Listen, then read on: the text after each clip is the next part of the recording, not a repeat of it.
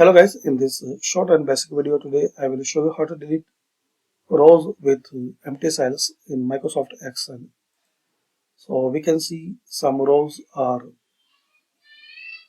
empty and I want to delete these all empty rows which has the empty cell.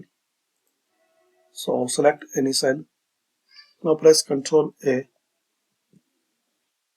Now Ctrl G. So you will see this dialog box. Here click on Special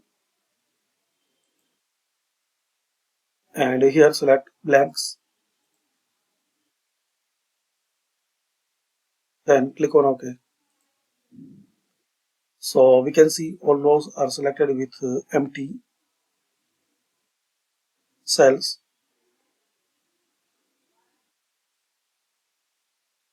Now press Ctrl I, Ctrl dash,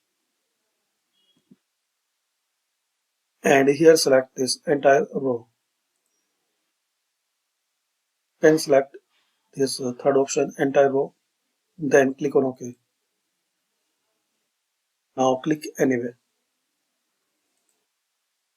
So this is the way you can delete rows with empty cells in Excel. Thanks for watching.